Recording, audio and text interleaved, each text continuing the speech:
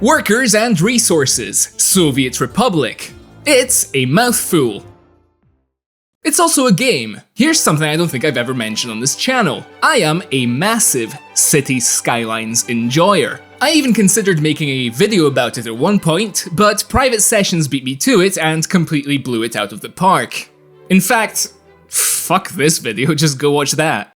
I want you to subscribe to me. Scav Merchant Hub. Good thing you stretched this out by the 30-second mark, Hub. Really fucking doing yourself a lot of favors here. The thing about City Skylines that really appeals to me is that there are so many ways to engage with it. If you want it to be a brainless experience, just chuck on unlimited cash and an intellectual podcast of your choosing on the other monitor and start painting some rows down. I didn't, that's not what I said. I said, stop talking! I know you can't get responsibility. What I'm saying is nobody cares. You gotta love the classics. But if you want to really try and make a high-functioning city with minimal traffic congestion on a budget, or if you want to recreate real-life cities down to every last street, that's all there for you as well, albeit with a few workshop mods here and there. Workers and Resources doesn't have a lot in common with City Skylines. Okay, mechanics such as laying down roads and the many ploppable buildings might lull you into a false sense of security if you don't know what you're getting yourself into. If there is any mainstream city building franchise that could lend itself to any type of comparison, maybe, it would probably be Tropico, at least as far as some of the surface level gameplay goes. Though funnily enough, if you're a fan of Factorio, I also think you'll find a lot to like here. But even with the Tropico comparison, there's still one major difference. That being, unlike any other city builder game you've probably ever played, Workers and Resources has you create an entire republic under communism. Just this change alone makes Workers and Resources one of the most unique management and city builder games of all time as far as I'm concerned. So for my American viewers, well, first of all, I hope the auto captions are good enough to understand this fucking scuffed accent. Let's transport ourselves back to the distant time of 2016 and try to envision what Sanders' America could have been like. Or something, I don't know. Before we jump into the actual gameplay in Workers and Resources, 3 Division deserves praise in one specific aspect of this game. That being, I'm pretty sure you could run Workers and Resources on a jailbroken Sega Saturn and still get a respectable stable frame rate. I think a big reason for why this game is able to run so well is because there isn't actually a lot of AI that it needs to compute at any given time. I'll explain what I mean by that in just a minute, but the graphical fidelity of Workers and Resources definitely isn't adding any extra gigs, hertz, or cores to the already low recommended system requirements either. This game is kind of ugly.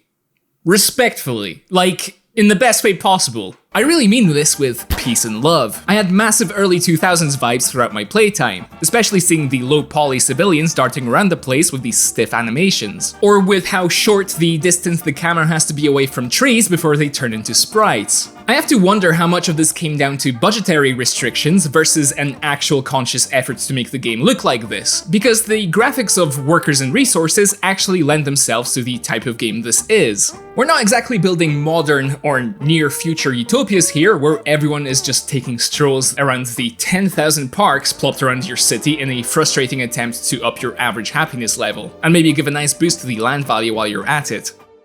This is not a City Skylines video. In this game, land value is determined like this. You pick a spot in the ground, and if it's even enough to build there, that's some real shit. It's really hard to make a town look nice in Workers and Resources, which, again, I feel like is kind of the point of what the game is going for. The only thing distinguishing 99% of the buildings you're plotting down is the specific shade of grey they're going to be. I mean, what's the point of wasting money and resources on making the streets look more vibrant and interesting if the citizens are going to spend the vast majority of their lives inside of them anyway? Pumping out bread for 12 hours a day in some cold, dank factory, before heading back to their prefab commie block and queuing up at their communal toilet before they can pinch off that final loaf of the day. Well, at least that's the theory behind it. Citizens don't really work like they do in City Skylines, for instance. They don't really have any sort of routines where you can watch individual Sims go to work, drive to shopping centers, and then return home for the evening. You'll watch hundreds of citizens pile into buildings, after which they just never come back out. I assume they just respawn back in their housing, but it's kind of more funny to pretend that they just fucking die on the factory floor. Because we have a 100% workplace accident statistic here in Hasanabistan. It can be a bit weird to get used to how the citizens work in this game, but at the very least, I think this is a big reason for why the game is able to run so well. I mean, if you've played Cities Skylines, I really don't need to tell you what individual routines for all of your citizens do to a motherfucker in the framerate department. I was surprised to learn that there is actually a snap to grid system in the game. You can tap F1 twice to turn this feature on, and it makes laying down roads and placing buildings in a more tidy fashion a lot easier than just eyeballing it. Thing is, it's nice that they have this for the OCD players in the chat, but it does kind of take something away from the game for me when I use it. Having these uneven roads all around your towns kind of works for me for the overall feel of the game. Who care if the roads are not straight, comrade? They work, no? Quit your bitching. Ultimately, this is a small part of the game, but it deserves props for it nonetheless. And it's important, because as we are about to find out, you're going to be sitting around looking at things for a massive chunk of your playtime. Alright, so what do you actually do in Workers and Resources? Well, let me start off by saying that this game does actually have a pretty decent tutorial. In fact, it technically has two of them. The actual mode labeled tutorial is what you might expect. It's specific, handcrafted scenarios that teach you very specific mechanics behind the game. However, I greatly prefer how the campaign mode goes about teaching you how to play. It involves quite a lot of reading, but the thing I like about it is that it's segmented into very specific chapters, so to speak. You click on this section you want to learn more about, and the game walks you through what to do. And if at any point you want to just experiment on your own accord, you can just go and do that too. Just hide the tutorial screen away and get on with whatever you want to do. It only holds your hand, so long as you ask for it. The tutorial world is treated like any other save file, so you can just go ahead with a full playthrough without failing some weird tutorial objectives and having to restart. Like a lot of my favorite games, Workers and Resources is also a very customizable experience. There are a lot of features and options you can toggle between when creating a new world, including giving yourself unlimited money and all technologies researched. Or, if you feel like you're not being punished enough, additional modifiers such as having to provide your buildings with heating, water, and electricity. I am not at that level just yet. In fact, I learned a lot about this game by playing with unlimited money and seeing what industries I should prioritize to increase my profit margins that way. As even with unlimited money, stats like imports and exports and how much you would be spending if you had money are still displayed in the game's financial panel. At first glance, the general gameplay will seem very familiar to anyone who's played like any other city builder game ever. You can paint roads and pavements, plop down buildings, including residential, industrial, service buildings, as well as those used for entertainment. There are also education buildings we can construct that not only teach people how to read and write, but also allow for researching new technologies, which will unlock new buildings and industry types. There are also aspects to Workers and Resources which make it feel very similar to some transport tycoon games. Transport Fever comes immediately to mind. You can set up vehicle routes for transport of people or goods, and the game gives you a lot of the same tools you have available in that game to allow you to have a great deal of control over your networks. Where the gameplay differs to a completely different level compared to any other game I've played of this type is when it comes to how the economy works. Of course, we have achieved socialism. Twitch politics cheers in unison. We have finally achieved socialism at this point. And thus, money has been abolished. For your citizens. You, as the premier of this fledgling republic, have access to not one, but two treasuries. One in rubles and the other in the almighty dollar. So, two questions arise. The first being, why do I need money in my socialism? A good question, comrade. Why don't you come over into my office quietly? so I can put your mind at ease. Essentially, money in workers and resources is used for trade between you and other off-map republics. You're really sweating over there, my friend. What, you had a question, I'm answering it. You thought I was gonna fucking kill you or something? The fuck? When you start a new game, the only way to construct new buildings is to fork out some rubles for parts and labor to be imported from abroad. At this point, your republic doesn't have any citizens either, so importing immigrants will cost you a few bucks as well. Not to mention any vehicles you might need to start running resources between different facilities also. You won't have any other way of getting them at the start of the game other than shipping them in. So, if you need money for everything in the early game, how do you go about earning more? After all, taxes are banned. In fact, your citizens don't even make money, or pay for their goods and services. They do, however, need to eat. They also need clothes, the odd radio here and there. Alcohol will of course make them happy at the expense of adding an extra strain on your health sector with increased cases of heart attacks and strokes. And all of these things come out of your own pocket, Mr. Premier. And they will, at least for the time being, become a constant drain on your finances. By the way, if there is one product that is obviously missing in this game, it's cigarettes. I mean, come on guys, I don't want to say it's like an obvious omission, but it's Eastern Europe. Why can't I provide cigarettes to my population? For free. So motherfucking 1 out of 10 is a motherfucking epic fail!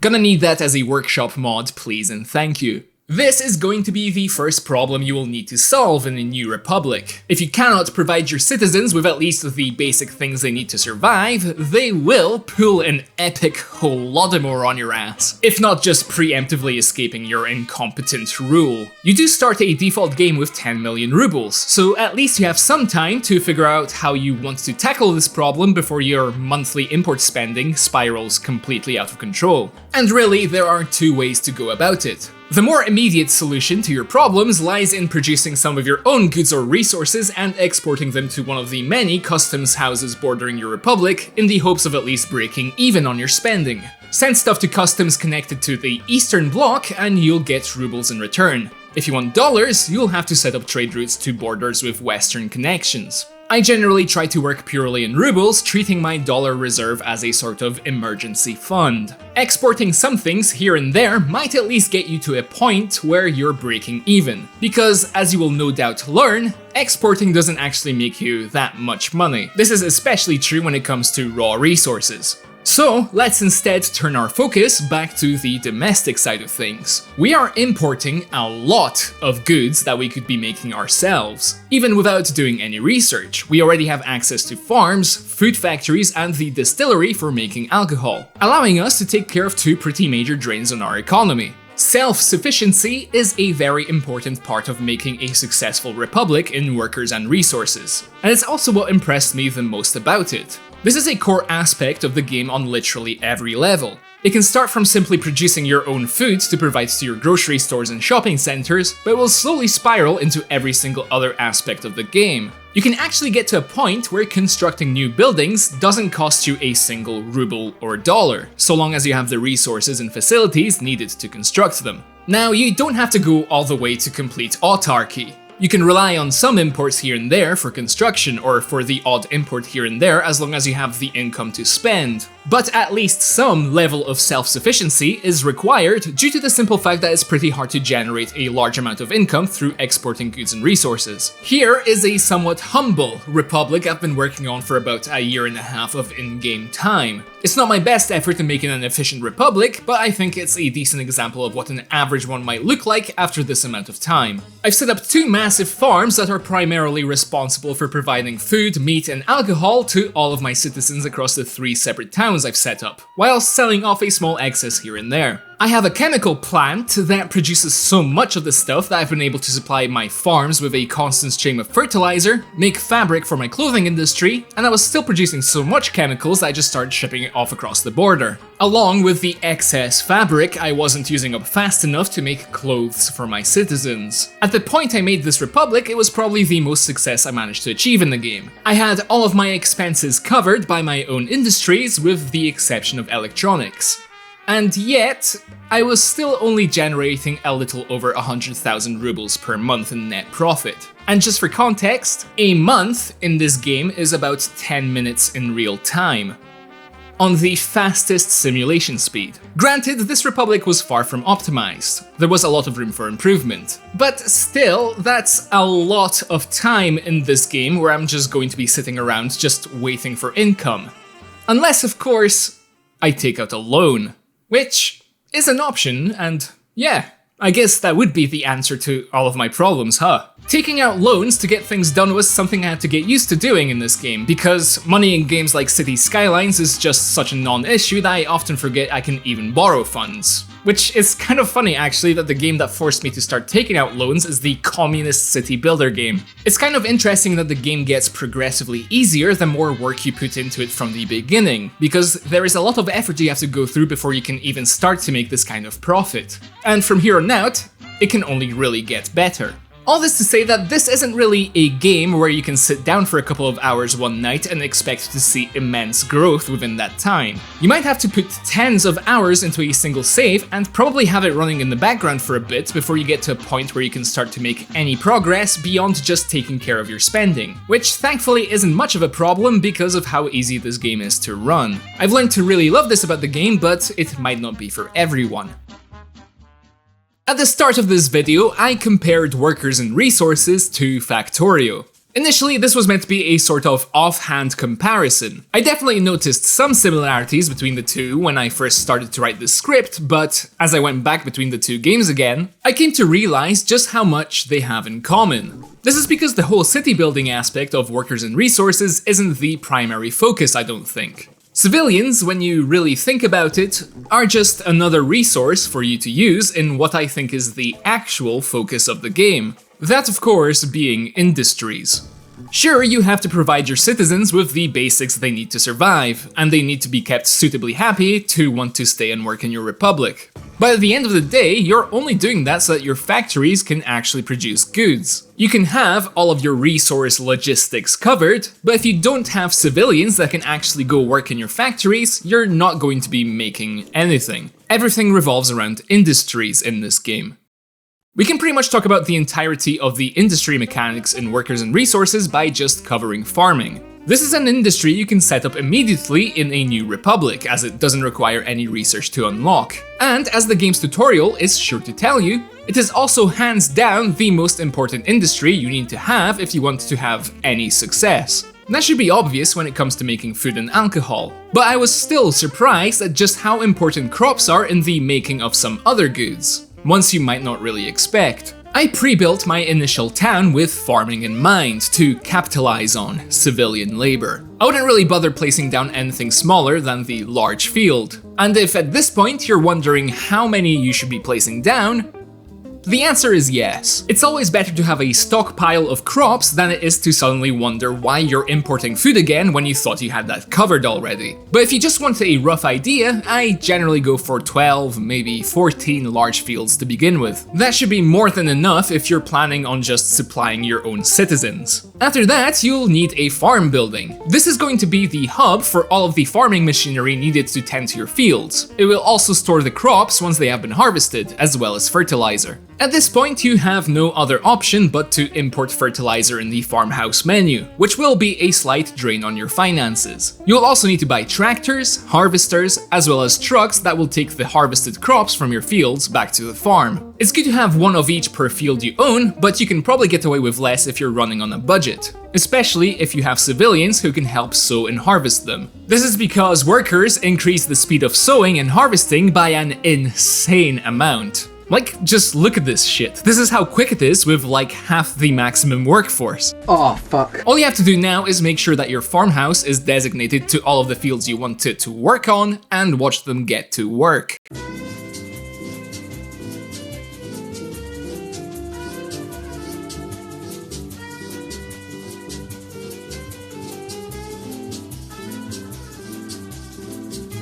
After a few months pass, you will likely start to see some crops arriving back to your farm. And as much as I would like them to, it's pretty hard to convince your citizens that eating raw wheat is actually going to be better for their health than bread.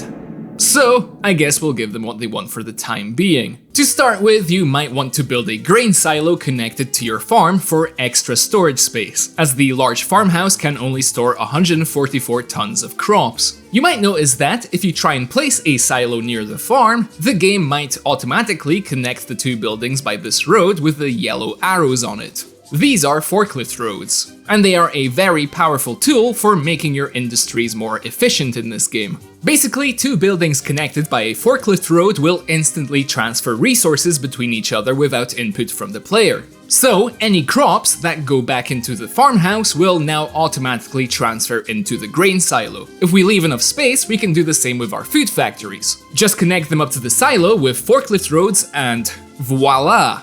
We have our food production all set up, and we didn't even need to buy any extra vehicles. Just make sure that you have housing nearby so that people can actually go work in them, or connect a bus route to get them there. But of course, it's no good to just have your food sit there in the factory, like a ticking, moldy, poison time bomb.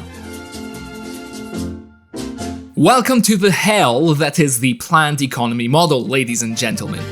You need to build a vehicle depot and buy a few trucks capable of transporting it to your grocery stores and shopping malls. One truck per shop you have is more than enough to take care of the demand if your malls are close by. Just have them sit there until unloaded and you can forget about it for the most part. That is, until you have like a dozen more stores you need to worry about later down the line. Good luck hunting down any inefficiencies you might have then. I have no tips for you. And just like that, that's one of our expenses taken care of. And yet, that bank account ain't looking so good, Chief. So not only do we still have previous expenses still left to address, such as clothing, meat, alcohol, and electronics, we've also introduced another drain on our precious rubles in the form of fertilizer.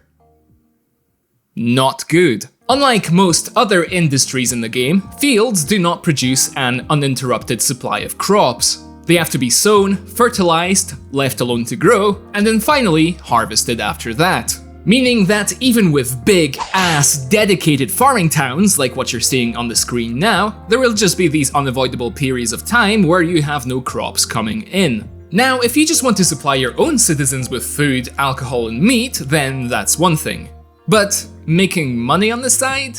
That becomes a lot harder to do reliably without building a whole other farm dedicated to that purpose. It's very easy to get overzealous with trips to the border, only to find that your grain silos that are also responsible for feeding your population are completely empty before you even know what happened. That's kind of where that Factorio comparison comes in from the start of the video. You make your first iron mine and set up a steel refinery complex thinking, fuck, I'm making so much steel now, I'm never gonna have to think about this shit again. And of course, before you know it, you're bottlenecked somewhere. Or you're just not producing as much as you need to be. And you're considering whether to expand your mines more, or if you should just start over again at a different iron ore deposit so you have enough steel just to make this one specific item. Figuring out and addressing these problems was one of the things that made Factorio such a fun and interesting game. And there's plenty of that to find in Workers and Resources, even if it's not so immediately obvious. The good news is that you have a lot of options. And really, there's no wrong answer as to how you progress from this point on.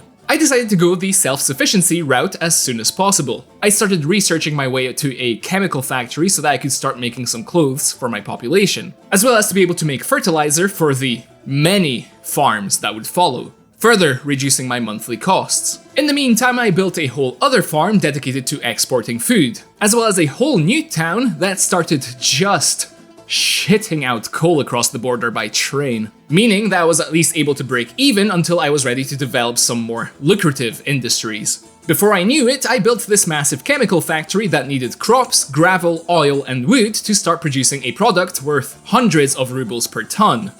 So construction began the next day. A new lumber industry, a brand new farm for hoarding crops, a separate gravel mining town, as well as a fracking sector. With all these new industries came new towns, with their own shopping centers that now required a steady supply of food, meat, and clothing. The more I expanded, the higher the strain on my farming sector became. So here came another village with yet another farm to fill in the gaps. And this just goes on and on and on and on and on and on. All that is to say that Workers and Resources gets out of control pretty quickly. In a good way. If you go into this game with your brain turned off, you're probably not going to do very well, or have a good time at that. And that's a real breath of fresh air. Once you start making money in City Skylines, it's really hard to start dipping back into the negatives. The only problem of any real concern in that game is keeping your traffic moving smoothly through your streets. But other than that, it's just one of those podcast games where you really don't need to do that much meticulous planning in order to succeed. Now, don't get me wrong. I love a good second monitor experience. But I have had the itch for a city builder game as of late that requires a little bit more thinking from the player. And Workers and Resources really covers these bases for me. And that was Workers and Resources, Soviet Republic. And what can I say? It's swag, it's fire. It is some of the most fun I've had with a city builder game since getting City Skylines all those years ago. The game isn't perfect though, no game really is. There are actually a few things in it that bother me a little. For example, I do feel like the range that citizens are willing to walk for work in other buildings could be increased from the current 400-meter limit. I could understand if your closest grocery store was a kilometer away from your house and you didn't have a car, that could maybe decrease your mood a little bit. Like, fuck's sakes, I cannot be asked walking all that way again to get some fucking bread. But if that's your only option, and the alternative is starving, I think most of us would begrudgingly make that trek. Government loyalty is also a mechanic that I don't really care for in this game, and I'm surprised there isn't an option to turn it off, considering how customizable the game already is. Apparently, if it gets too low, your citizens will start to leave your republic. There are a few ways to take care of it, like just generally keeping your citizens happy, as well as a few others that I won't get into right now. But the easiest and cheapest way seems to be plopping down these monuments all over your city. Which reminds me of some of the weaker parts of City Skylines, where increasing certain stats requires spamming specific buildings all around your city. After a while, my towns were just littered with these statues of Lenin around every street corner, because it provides the most loyalty without any additional research. Finally, forklift roads and conveyor belts can be quite annoying to work around. At least with conveyor belts and pipes, they can be extended beyond their usual maximum range with specific buildings, like the pumping station for pipes, for example. But I feel like forklift roads are a bit too limited.